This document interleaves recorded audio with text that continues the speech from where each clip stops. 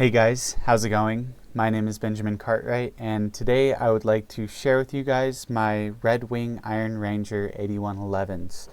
Now, for me, these are a very special boot in my shoe collection, and I'm going to talk to you guys about the reasons for that today. So first off, this boot sort of pays tribute to some of the historical uses of boots in the past, and how that is with the name itself, Iron Ranger, and Iron Ranger refers to the people that mined iron during the early 1900s, and many reasons for that was that this boot was very far ahead of its time with what it offered in the way of protection and also durability. It was a very affordable option for people that worked as Iron Rangers, and because of that, it became a very popular option for those people. Today, it is not as much of a multi-purpose boot as you would find with other Red Wing products. Other Red Wing products offer more traction, as this one does not. They also offer more durability in the sense of how you use them. So with this, you could say this is an everyday boot in the fact that you can wear it in many different environments. You can wear it very casually and you can dress it up. And because of that, it's very useful for the everyday man or woman. These fit very well for women also, but they're very useful for that everyday person in the way that you can use them and wear them. So to start off with things that I like about this boot, I've worn this for about half a year so far, and I've loved the crap out of these boots, and I need to start returning the love to these boots, because even though these boots have given me a lot in the way that they function and how I've worn them, I have not done the same back, and I need to start doing so by focusing more on cleaning the boots and such when I use them in wet or dry settings.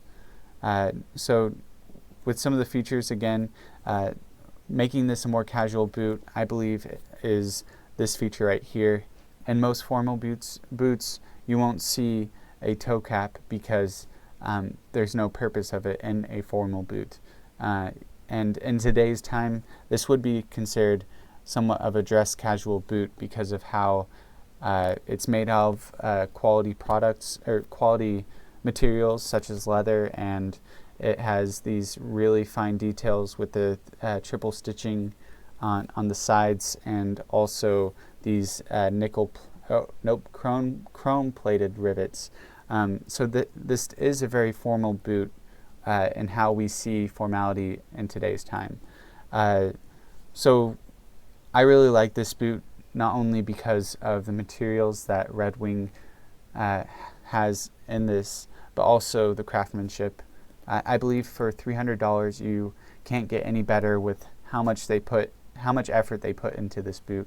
It is truly great. It's very well made, and I believe it's the best you can get for this price. So with the cons, I'd like to say that first off, there's very little, and if you don't really pay attention to them, you don't really worry about them. And the first con is the laces that this came with. I currently don't have those laces on here.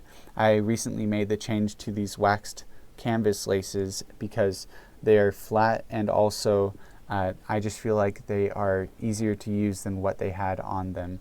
The laces that Red Wing offered for these boots were a round lace, and I just didn't feel like they tightened up as well as they could with a different type of lace such as this.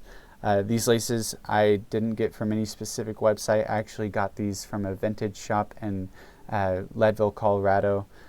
Personally, I love these laces. I feel like it's the best thing that I've done for these boots so far. They add a lot of character in that they are incredibly longer than the original laces, and because of that I have to wrap them around the back or the heel in order to make them short enough to not look really crappy. They also go incredibly well with the leather itself on this boot. It's almost matching. The laces that it came with weren't necessarily matching. It was somewhat of a tan and dark brown combo, and I just didn't like how they looked. The other con that I have is the bottom. The outsole itself is stitched to the top, which is not any problem for me, but it is just not very good for